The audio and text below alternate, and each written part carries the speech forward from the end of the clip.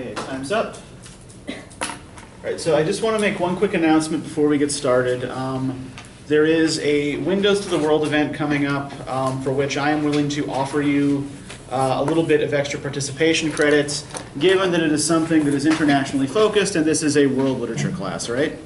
So Dr. Eric Spears, who is a geographer at Georgia College, is coming to talk about contemporary issues in Brazil.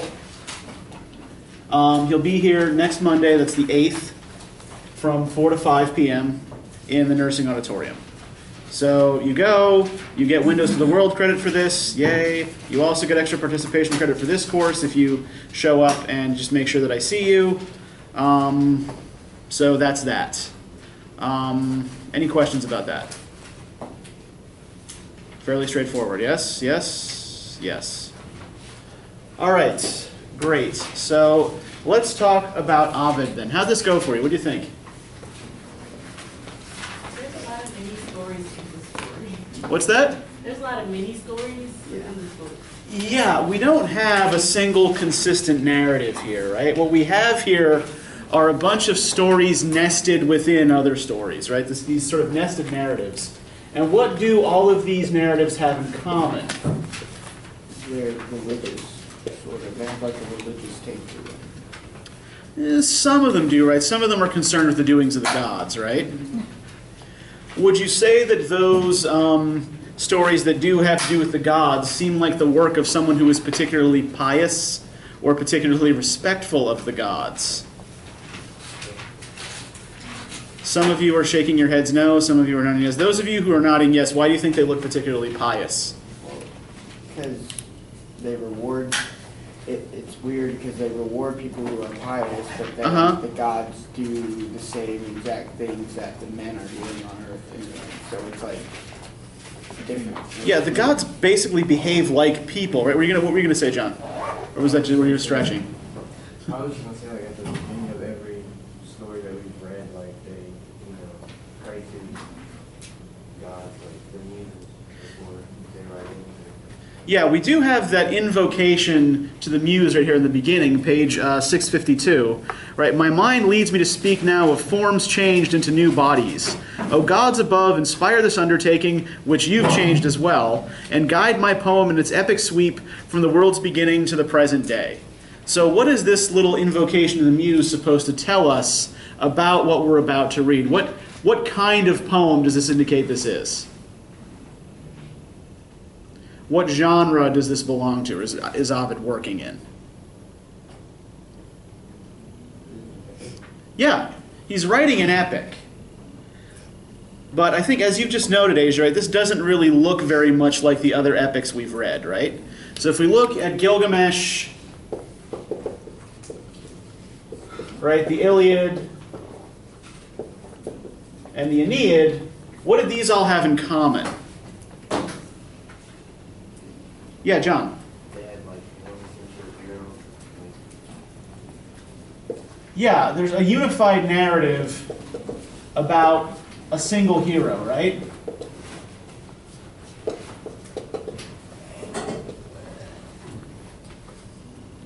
Or at the very least, concerns, a small number of heroes, right? The Iliad is in some ways as much Hector's story as it is Achilles. But it's still sort of the story of that sort of struggle between nations, right?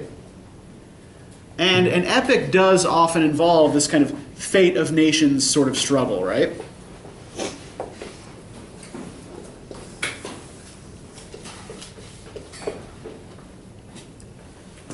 So there doesn't seem to be a hero in the Metamorphoses, right?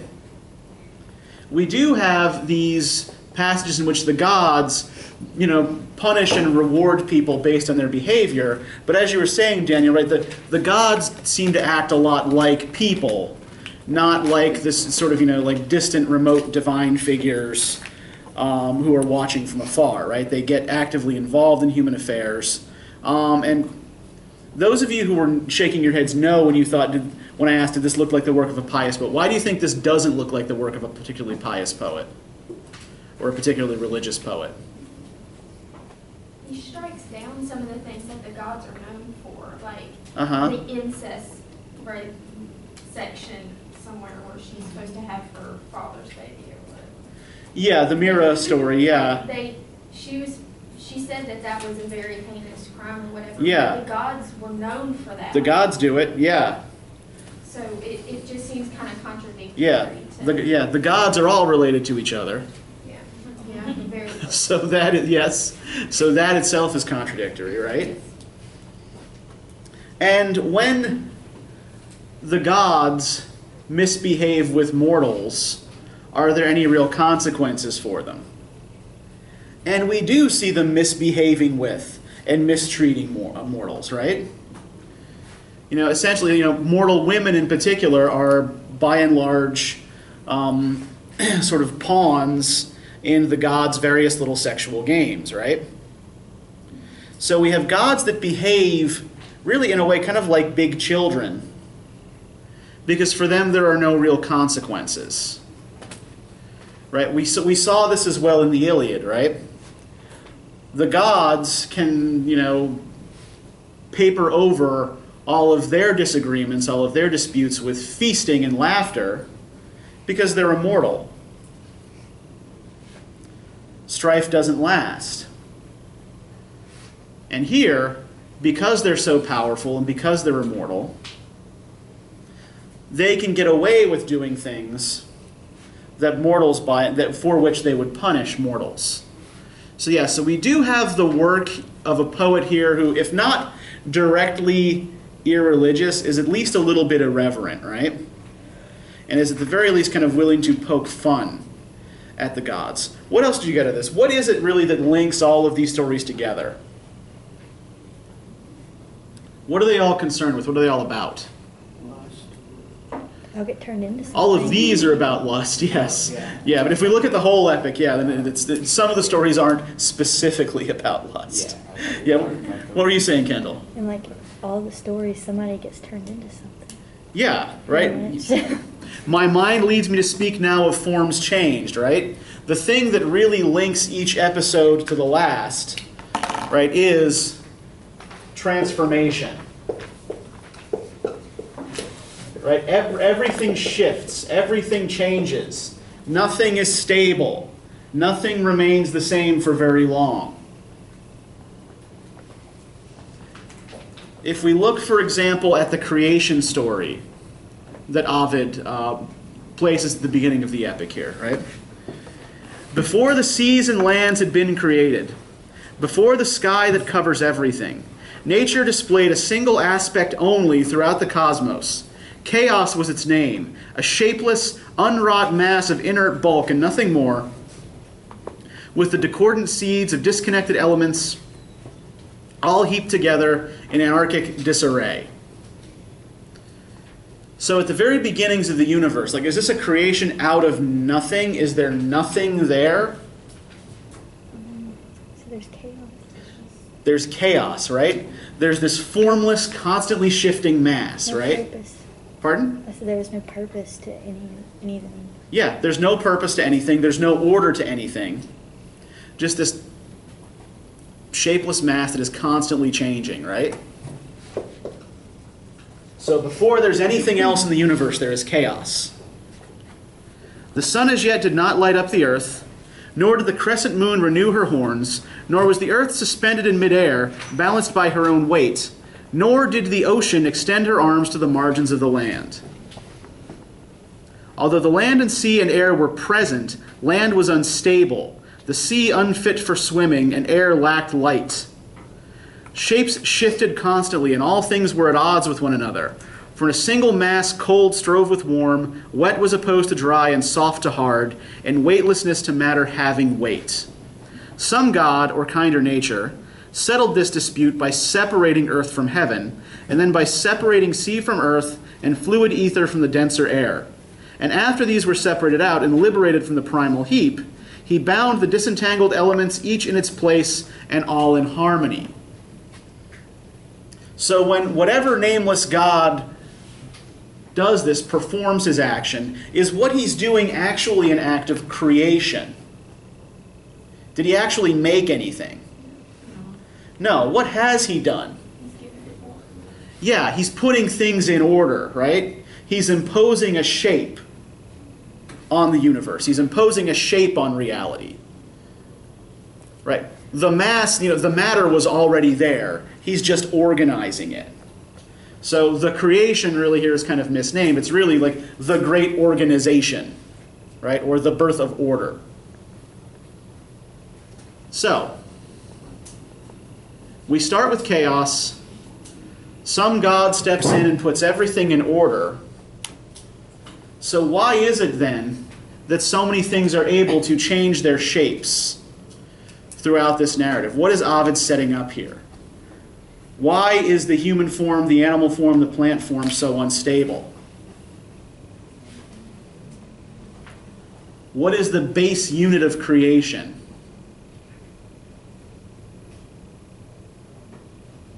The thing that everything is ultimately made out of.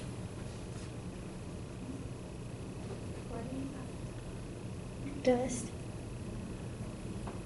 For Ovid. Right? What's the thing that's there before anything else is? Yeah. Everything's made out of chaos.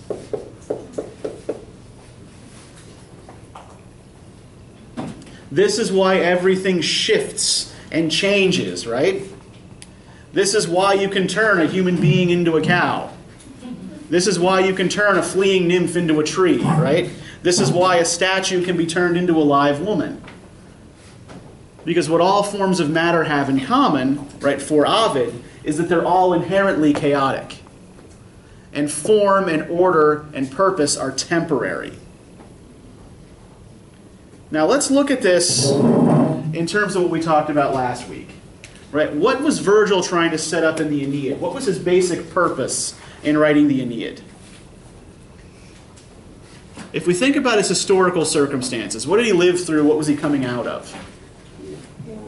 Yeah. Virgil was the product of a prolonged period of civil war. And so, what qualities does his poem celebrate? Yeah, order, stability, right? The new Rome that Augustus wanted to promote. Right? A Rome that was based on stability, on order, on tradition. Ovid is a late contemporary of Virgil. He's about a generation younger and had less direct experience of the Civil War. So, how does his poem seem to you to relate to those Augustan virtues we talked about last time? If we look back in our notes or in our memories and we think about what those Augustan virtues were, like, what did Augustus seem to value, or what did he promote among the Roman people?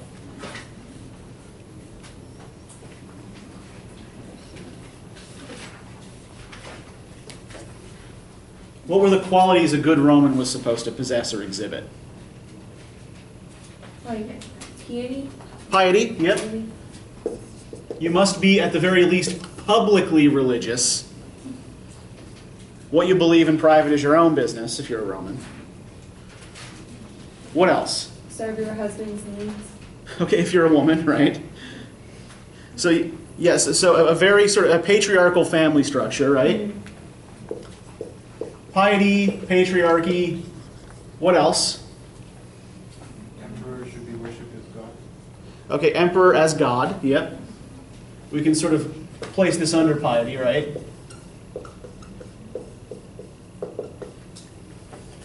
Yeah, Tiara. Yeah, have a lot of kids within marriage, right? So kind of marital chastity.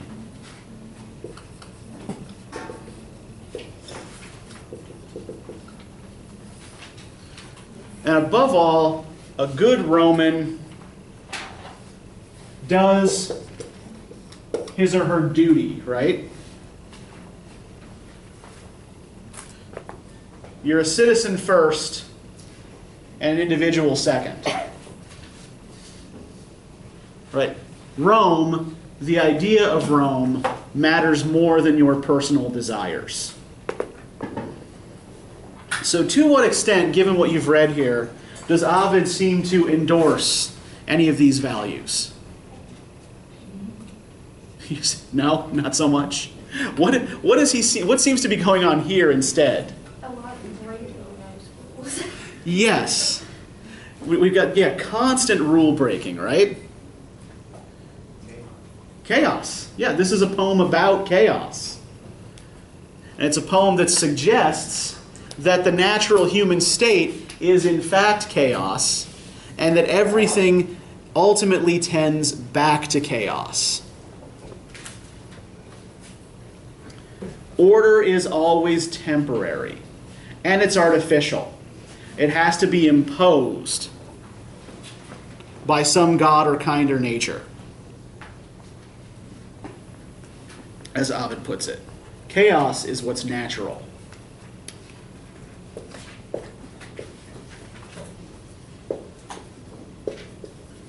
Now, around the year 8 CE, when he was just finishing up this poem, but parts of it had already circulated amongst various of Ovid's friends, Ovid was exiled from Rome. Yeah, really. I mean, he seems like to be endorsing all the right Roman values, right? Yeah, something he did pissed the emperor off, and the empire, the emperor, sent him off to what is now Romania, right? To this remote village on the shores of the Black Sea, where this, cultured, sophisticated Roman gentleman was living among long-haired, bearded barbarians who didn't even speak Latin. So he kept writing letters back to Rome, to the emperor, to various friends of his who were well-connected, saying, please, please, please get me out of this godforsaken hole. Didn't work. He died there. Now, there are a couple of theories as to why Ovid was exiled. One theory is that he knew some things about the imperial family that they wouldn't want getting out.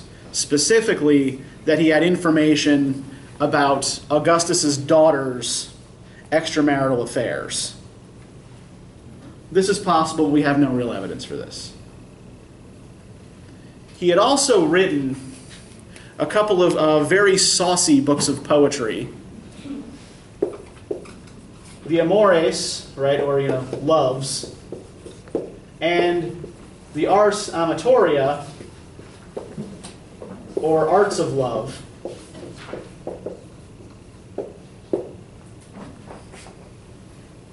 Both of which were kind of satirical seduction handbooks in verse, right? They were meant to be funny. They were meant to be a joke.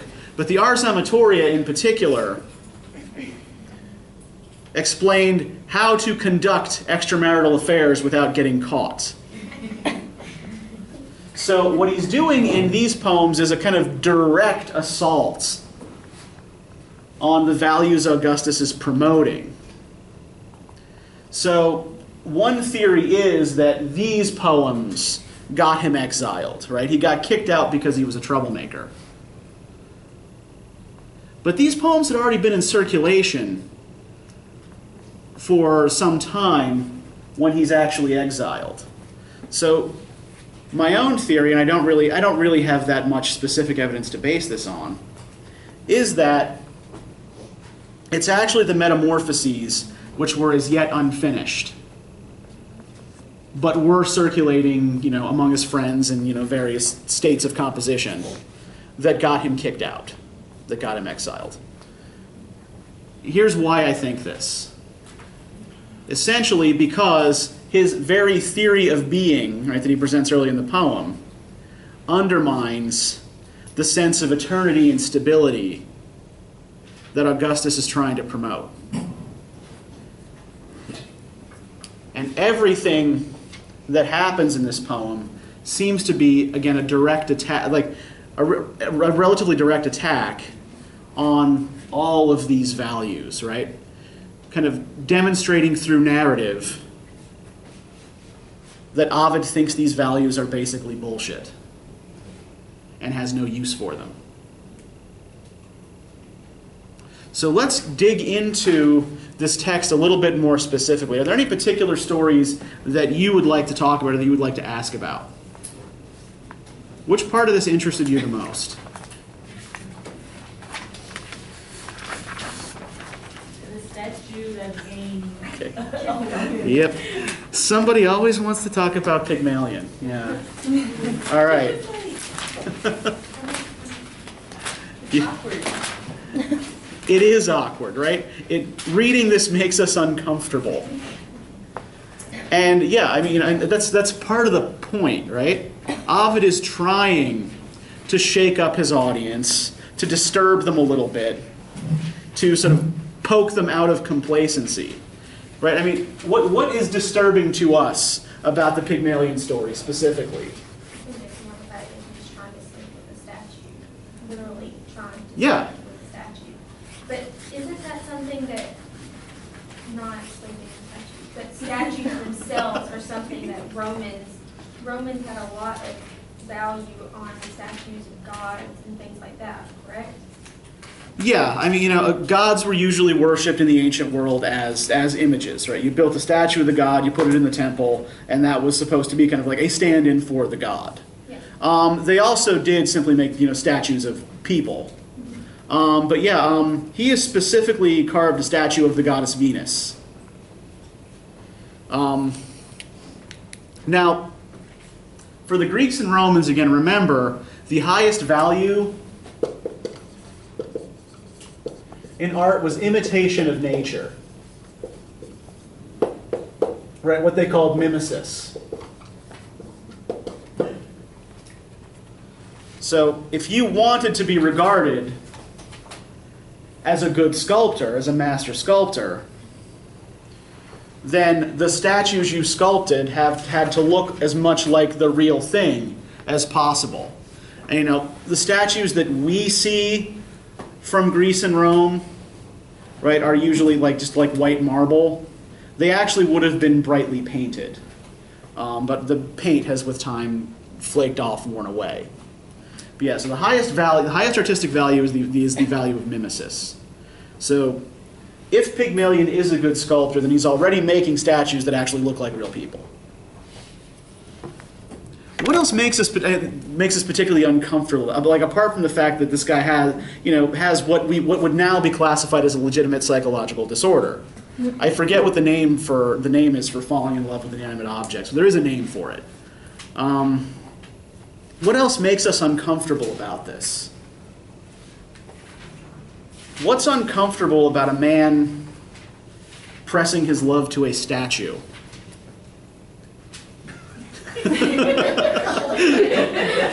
See, just saying it is awkward, right? If we look at page 664, right? During that time, he created an ivory statue, a work of most marvelous art, and gave it a figure better than any living woman could boast of, and promptly conceived a passion for his own creation, right? He has disdained all real women, right? He considers the real women of his island to be morally loose, and he doesn't want anything to do with them. You would have thought it alive, so like a real maiden, that only its natural modesty kept it from moving. Art concealed artfulness. Pygmalion gazed in amazement, burning with love for what was in likeness a body. Often he stretched forth a hand to touch his creation, attempting to settle the issue. Was it a body, or was it, this he would not yet concede, a mere statue? He gives it kisses, and they are returned, he imagines. Now he addresses, and now he caresses it, feeling his fingers sink into its warm pliant flesh, and fears he will leave bruises all over its body. So he's not just in love with the statue, right? He is kissing and touching the statue. And what can the statue not do that a real woman could? Do it back. It can't do it back. It can't reciprocate. And what else can't it do? Yeah, it can't refuse. Oh, yeah, that's true. Yeah. That's probably what he liked. Yeah. The statue can't say no. So essentially, he's created, this ideal woman that he has complete power over. Yeah, go ahead.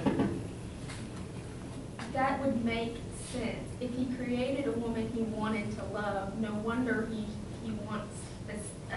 And it's weird that they granted him that Yeah. gift to make her into an actual lady. That's just odd. Yeah. And then if we look, though, at the consequences of this, right? It takes a couple of generations for the consequences to be fully realized, right? So Pygmalion marries his statue. And let's just sort of sit on this for a moment. We'll come back to this about sort of like the way the poem conceives the relationship between artist and art in general, because this actually has a lot to do with the Apollo and Daphne story and the story of Pan and Syrinx. So they have a daughter, Paphos. Paphos has a son, Cinyras. And what happens with Cinyras? Isn't it his daughter that he ends up sleeping with? Yeah, He Cinyras. doesn't realize it. I don't know how you know. Well, it was dark. Yeah, that's And he was his drunk. excuse. Yes. So Cinyras ends up impregnating his own daughter. Which, in itself, he shouldn't have been cheating on his wife at that point. So- Yeah, but we are talking about Greeks and Romans who have a looser. But then she gets pregnant with his baby and runs Yes. away and Uh-huh. tries to kill her, which is weird because it said it was 9 months later and then she was turned into a tree and then she Yes. popped out a baby after that. Wow. Yes. So the baby itself, right, is kind of unnatural and improbable, right? Yeah. And the baby, right, is Adonis, who becomes the lover of Venus, who started this whole chain of events in the first place, right? She's the one who made it possible for Pygmalion to consummate his unnatural union, which leads ultimately to the birth of Adonis. And then what happens to Adonis? If we look at the very end here of the portion that we've got. Look on page 675. And after warning him, Venus went off on her journey, carried aloft by her swans, but his courage resisted her admonitions, right? She tells him not to go hunting dangerous beasts. Just, hunt, does and rabbits and things that can't hurt you. It happened that as his dogs followed a boar they were tracking, they roused it from where it was hidden, and when it attempted to rush from the forest, Adonis pierced it but lightly, casting his spear from an angle. With its long snout, it turned and knocked loose the weapon, stained with its own blood, then bore down upon our hero, and as he attempted to flee for his life in sheer terror, it sank its tusks deep into the young fellow's privates, and stretched him out on the yellow sands where he lay dying. So what happens to Adonis here that might be significant? And how does he die? Yeah, in what is perhaps the most painful way possible, right? But yeah, he dies by being emasculated, right? So essentially, the way this chain of unnaturalness is ended is by making sure that its product cannot reproduce, right? The offending organ is assaulted. Yeah, go ahead. It's somewhat odd seeing as he made a statue that is supposed to be like Venus herself, and then she falls in love with his, great-great-grandson? Yeah. Yeah, Isn't it's... that somewhat... Okay, all right. I was just wondering, I don't know if that has a Right. connection. One thing we've noted here, though, is that Ovid's opinion of the behavior and morals of the gods seems to be relatively low, right? That the gods are actually probably worse than human beings in most respects because they are so much more powerful, So if we think about the Pygmalion statue relationship, right? Where else do we see in these excerpts a similar sort of structure where an artist or an artist figure becomes enamored of an art object or an art tool?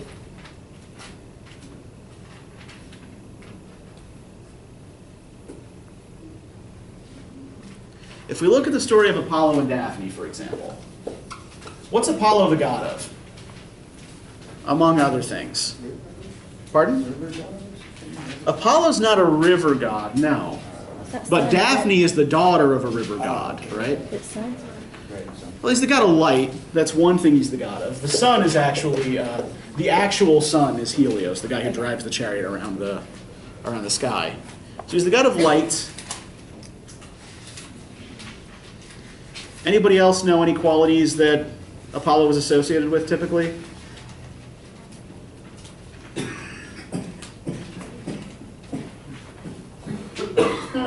Okay, he is also the god of reason, of medicine, and of music and poetry. Right, essentially, because what are music and poetry, right? Well, you are putting, sounds into particular orders, right? So a poet and a musician, you are an order maker. So does his behavior in the Daphne episodes seem at all weird for a god of reason? Yes. Yes, right, yeah. A god of reason probably should not be chasing a nymph who keeps telling him to go away, right? This does not seem like a reasonable thing to do, apart from the fact that it's simply not a nice thing to do, right? So, why is Apollo possessed with unreason here? Did he get shot by Cupid's arrow? Yeah, he's been shot by an arrow from Cupid's bow, right? Cupid is not, in Greek and Roman myth, sort of the chubby little baby with wings that we pass around on overpriced cards on Valentine's Day. Cupid, in Greek and Roman myth, is usually represented as an adolescent boy with wings who carries a bow, and he is the god of sexual desire. If he hits you with a golden arrow, he kindles it in you. If he hits you with a lead arrow, right, he deadens it in you. So Apollo comes along, he mocks Cupid, right, what are you doing playing with your little bow? I killed a dragon. So Cupid's, I'll show you, bastard, and he shoots him with the gold arrow, shoots Daphne with the lead arrow. And so Apollo's irrational behavior is essentially because of what? His own mockery. Yeah, well, no, it's the fault of his own mockery, right? Of the god of sexual desire, right? But what proves to be more powerful here? Reason and order, or the sex drive? Sex drive. Absolutely, right? This is what sends Apollo into this frenzy.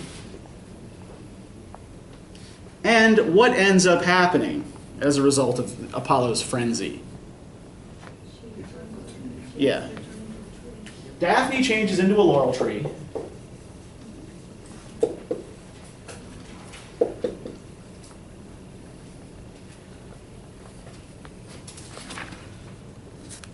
And he couldn't have her,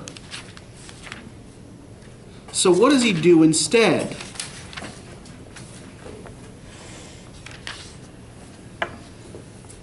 If we look on page 658, this is pretty creepy too, right?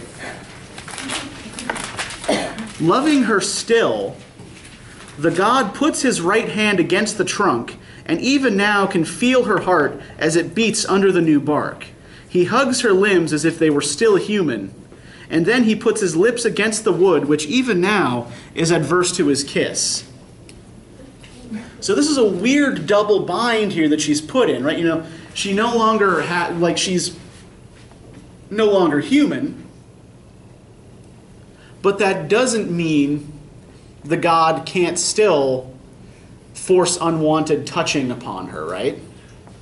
Even as she turns into a tree, he's still rubbing up against the tree and making her, you know, upset, uncomfortable, right? You know, the difference is now she can't get away. Although you cannot be my bride, he says, you will assuredly be my own tree, O laurel, and will always find yourself girding my locks, my lyre, and my quiver too.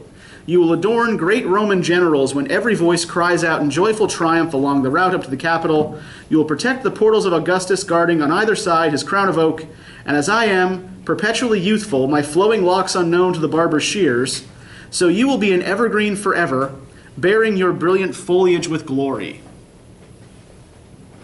Phoebus concluded. Laurel shook her branches and seemed to nod her summit in assent. So what he is going to do now is take her leaves and branches and make a crown out of them. Now, have you ever heard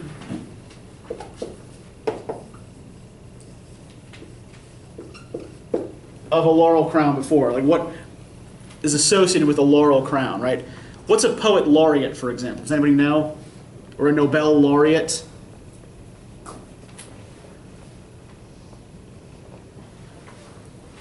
Well, if we think about the reasons why someone is given, say like a Nobel Prize in physics, right?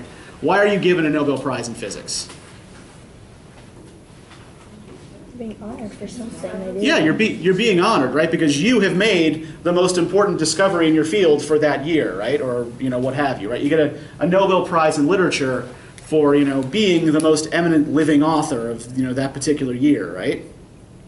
So yeah, a laureate is someone who is being honored for an achievement, right? We tend to use the word in particular in association with poets, in part because Apollo is the god of poetry, and this is where sort of the myth of the birth of the laurel tree, right? This is how the laurel is created. He adopts it as his own tree, his own symbol, and so the Romans gave laurel crowns to prize-winning poets. They also gave laurel crowns to triumphant generals, right, who came home after conquests. So what does this laurel tree then become a symbol of, broadly speaking? Victory, yeah, it's a symbol of victory. The crown you give to the victor. Anything ironic about that? Pardon? Yeah. Essentially, the only way he can, do anything to appropriate this woman, right, is to wait for her to become an unresisting tree. And then he can climb up and take her branches. Yeah, but essentially, right, this symbol of victory is born out of Apollo's failure. What about the Pan and Syrinx story? Does that seem similar to you in any way?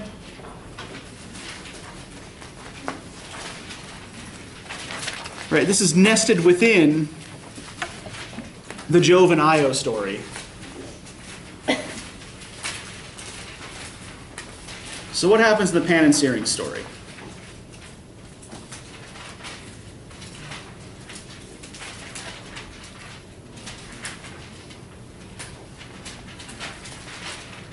You look on page 662. All right, we have another nymph who has sworn herself to chastity, right?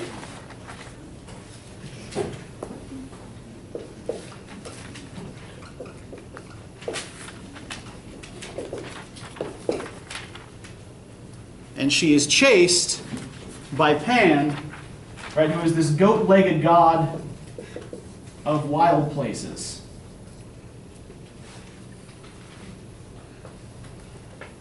Of lonely, distant fields and things of that nature. Wearing his crown of sharp pine needles, Pan saw her returning once from Mount Lycaeus and began to say, "There remained to tell of how the maiden, having spurned his pleas, fled through the trackless wilds until she came to where the gently flowing Ladon stopped her in her flight. How she begged the water nymphs to change her shape, and how the god, assuming that he had captured Syrinx, grasped instead a handful of marsh reeds. And while he sighed, the reeds in his hands, stirred by his own breath, gave forth a similar low-pitched complaint. The god, much taken by the sweet new voice of an unprecedented instrument, said this to her, 'At least we may converse with one another. I can have that much.' That pipe of reeds, unequal in their lengths, and joined together one-on-one with wax, took the girl's name and bears it to this day." So what does Pan end up inventing out of his own failure to win this woman? An instrument? Yeah, a musical instrument, right? You know, it's I remember as a kid, there always used to be I always used to see these commercials on late night or early morning TV for Zamfir, master of the pan flute. There's this Greek guy with curly hair who was always like playing pop melodies on a pan flute. And, I don't know if anyone ever actually bought those albums. I hope somewhere Zamfir is still pan fluting away. But yeah, he invents the pan pipes, basically, or what we call the pan pipes, out of his failure to win this woman Syrinx.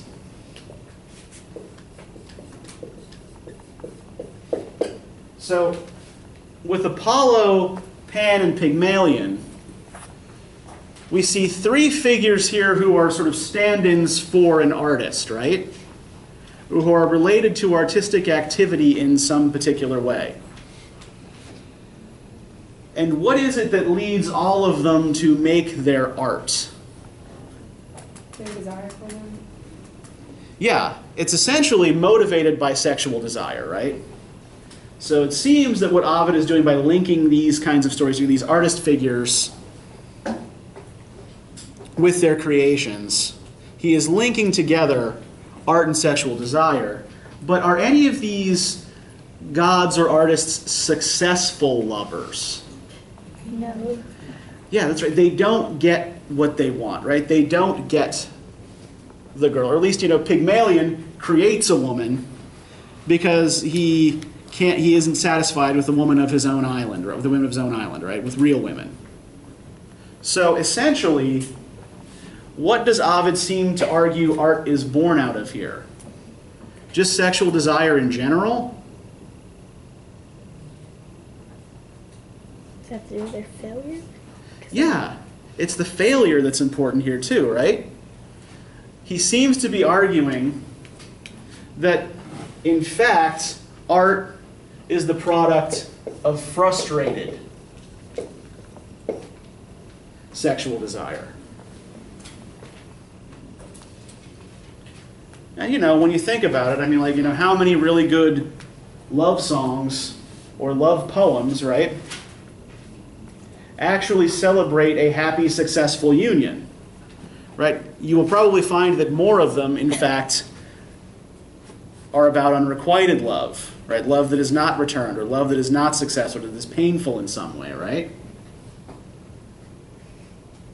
So this is a very, very old theme in art. This is something that dates back to the ancient world. And this seems to be something that Ovid is participating in here. Okay, we still have some time. What other questions do you guys have about this? What's up with the turning people into trees? Is that, I was going to ask that, is that like the Yeah. whole statue thing of like they can't move or they can't refuse, so I think that... People got turned into I don't trees. know. Yeah, and the circumstances actually seem to be pretty different, right? But they're both women are fleeing something. Yeah. Does that make Yeah. they're fleeing, and then they ask to be turned into something, or whether they don't die or something crazy. Yeah, I think there's something to that, and I'm not really sure what. But yeah, you're definitely on to there's definitely a pattern there. Yeah, I mean, if you think of it, yeah, they're both fleeing from something, and if you're a tree, right, you're rooted to the ground. You're completely immobile. You can't run. You can't flee. What else does a tree? What else does a tree have? What covers most of a tree? Bark. Yeah. So it has So you're rooted to the ground, but you have a protective covering now, right? So yeah. So you're immobile and you're armored. My thing is like the woman that was pregnant, like she still had a human baby though. Yeah. She's a tree. So, Well, I mean, and I think, one of the things, like, when we, like, improbable or unlikely things happen in myth all the time, right?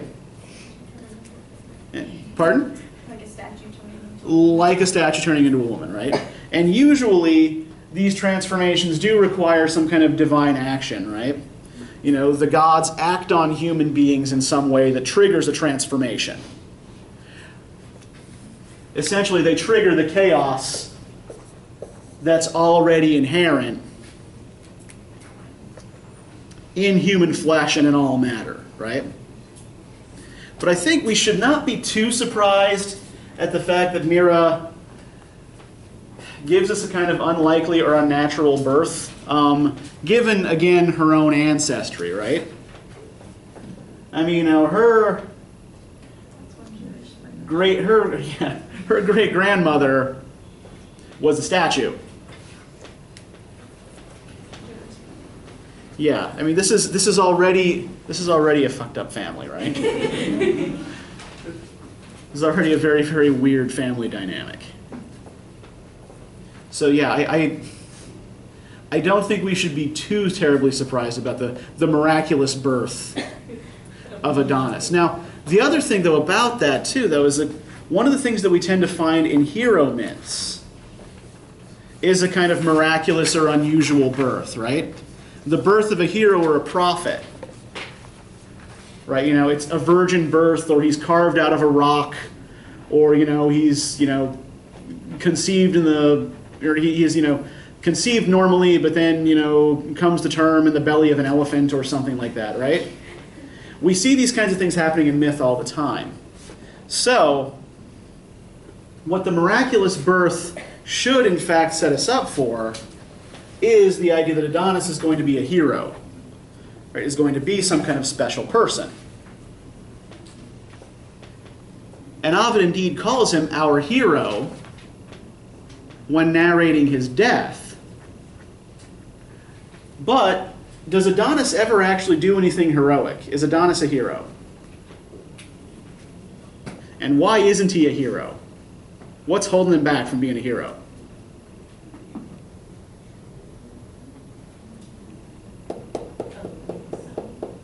Yep.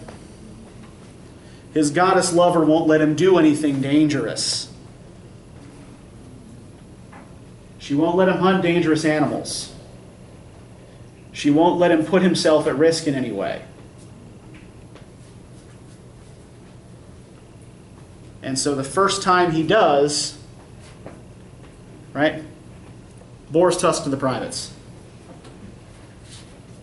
So what we have here is the potential family. On the one hand, we do have an unnatural family that has been doing weird things for generations.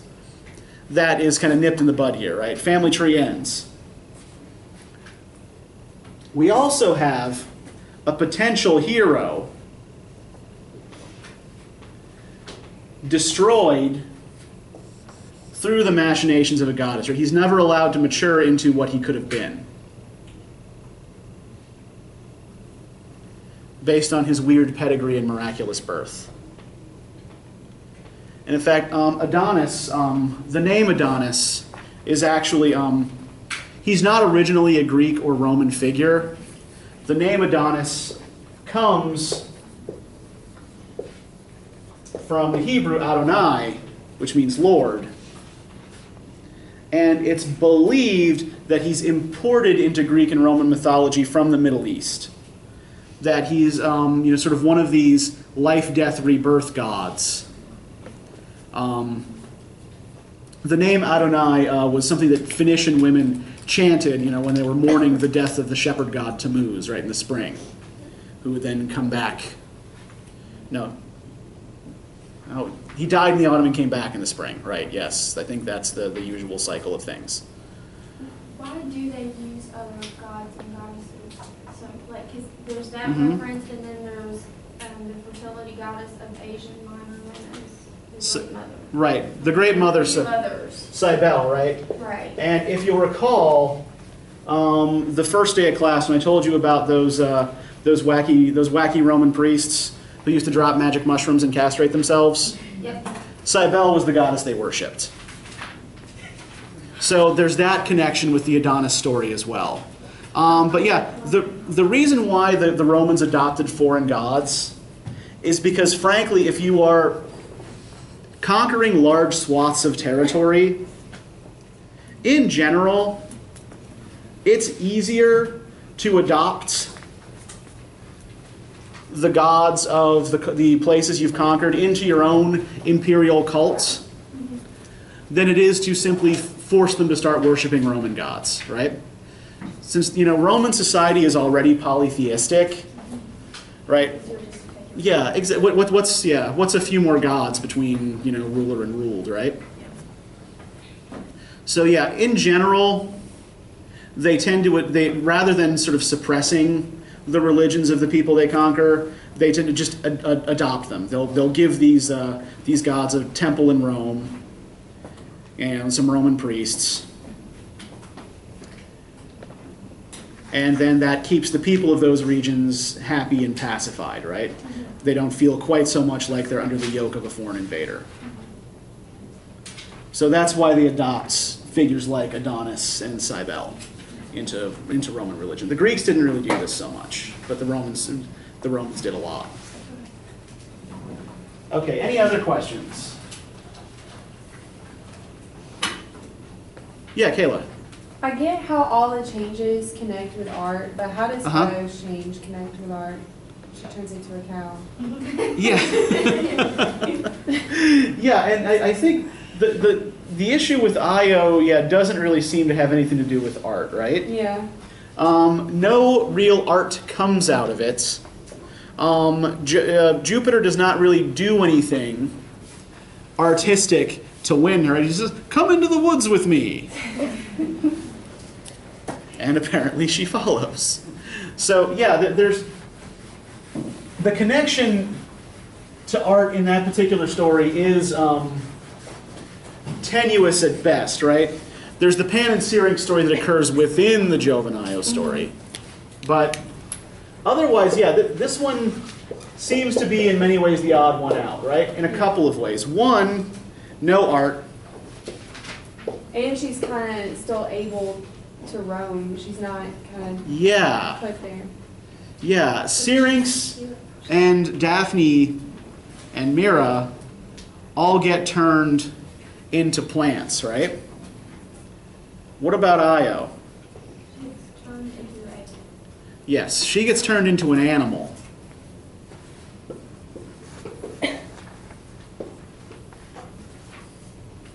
And she's still able to express herself. She's still able to communicate. Right? She's able to write out her name for her father and her sisters so that they recognize her, so they know who she is.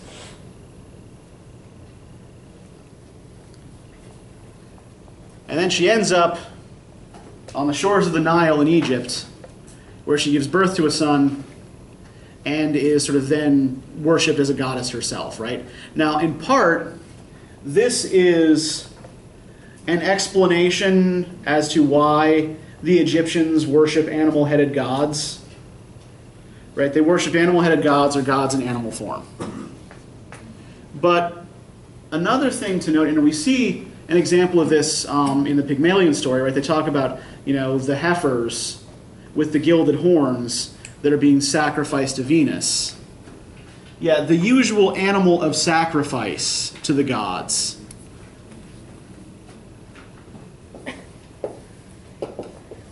Right, was a heifer, was a young female cow. Well, of course, a cow is female. All cows are female. Is that why A bull is he male. was so apprehensive to tell his wife where, like, where she was from or whatever? Because it says something about that. Okay, yeah, show me where you. 660, to hand her over is unnatural, but not to do so would arouse suspicion. Yeah, and then it's like he's almost worried that she's gonna like try to sacrifice the cow or something. And then Yeah. she says that she, something that she was, I wrote it down. Despite herself, she gave this illusion her approval, forming ignorance. So she knew what. Yeah. She knew. She knows exactly what this is, yes. She knows that this cow is a woman that her husband was dallying with, that he is now changed into a cow, and that he is now giving to her as a sacrifice, basically. Right? Not so much a literal sacrifice, but certainly a kind of symbolic sacrifice, right? So in order to preserve the peace of his marriage, he sacrifices the innocent mortal whom he forced himself upon. So, yeah. She just lost that out. Uh-huh. But what, I understand the significance of turning her into a cow. What was the significance of her handing her over to Argus? Right, that's how you pronounce it? Argus, the guy with 100 eyes who never sleeps. The significance of that is that that she's eternally watched, right? There is no way for her to escape.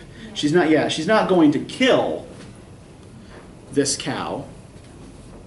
She's gonna make him know that she's still alive. Exactly. Yeah. It's essentially, yeah. It's sort of prolonging the suffering of the sacrifice, right? Basically her being a witch. Yeah. It's both gods in this case, right? Both Jove and Juno are behaving in petty, vindictive ways that victimize a mortal. That's essentially what's going on in the story. And that's kind of what it has in common with most of these other stories. Right? Essentially that the gods are mean and petty and childish. And this is part of the larger offense against piety, of which Ovid could probably fairly be accused. Okay, so we are running short on time here, so I want to quickly, since we're shifting gears away from the ancient Mediterranean next time, we're going to be talking instead about ancient Indian epic, the Bhagavad Gita. I have posted a few things to Georgia View for you to look at that will probably help you understand the text that we are reading and some of the concepts contained therein. So, yes, no one's ever going to clean the filter, we know. So, there is an article I've posted by Gavin Flood. He's a scholar of Hinduism. He lives in the UK. He's attached to some big university there. Essentially, he has written it's an explanation of the history and development of the concept of Dharma, which is a central idea in this text. There are also a couple of episodes of an Indian television series based on the larger epic the Bhagavad Gita is a part of. So that's episodes 72 and 73 of Mahabharata here. And also a film by the British filmmaker Peter Brook that's based on the Mahabharata as a whole. Now, last thing I have for you, right, I have the reading questions for next time. So check these out, do with them what you will. And as you are leaving, make sure you turn in your in-class writings.